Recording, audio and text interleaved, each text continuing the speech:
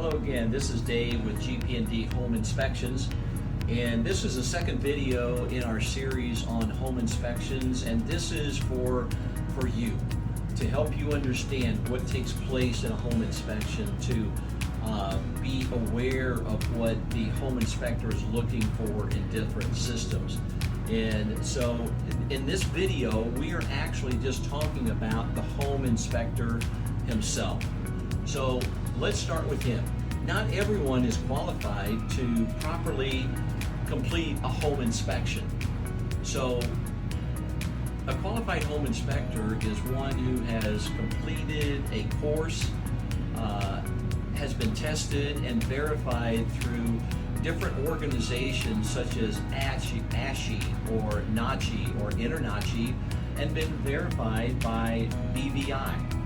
So there is a lot that goes on in getting a qualified home inspector, getting someone who is held to what these organizations call a standard of practice.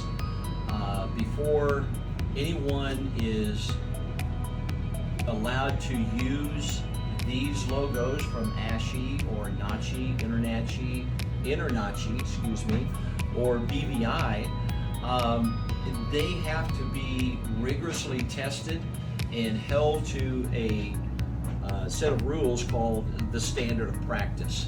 And that is just a something that guarantees the homeowner that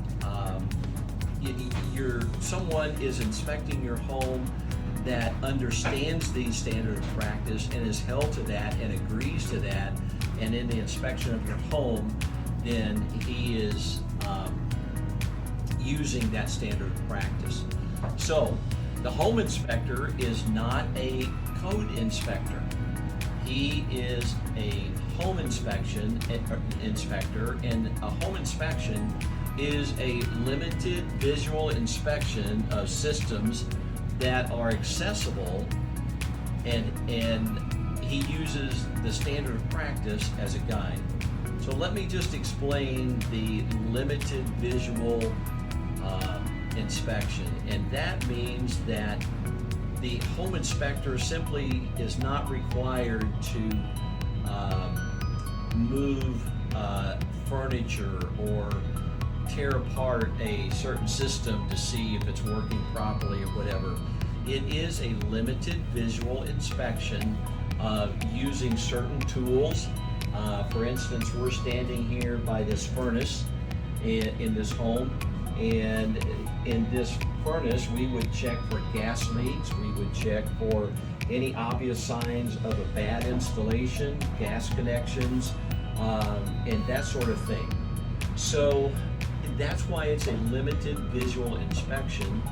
And I would just suggest, if you're having a home inspector come to do a home inspection, then you need to have clear pathways.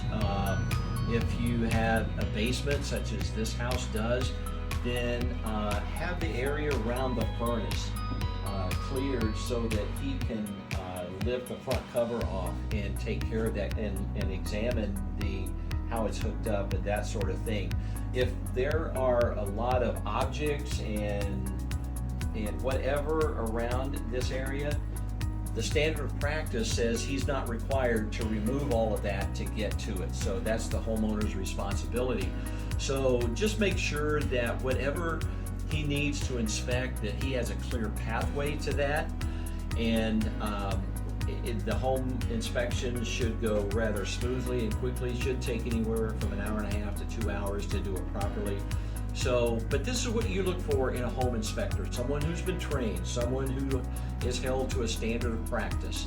And so, as always, if you have any questions, feel free to give us a call. If you're in need of a home inspection, a qualified home inspector, give me a call. Of course, I am a qualified home inspector, have been properly trained, tested, and have the endorsements of these organizations. So give us a call at 816-490-7065. Visit our website at gpdrealestate.com. So this is Dave saying thank you for watching, and until our next video, God bless. Thank you.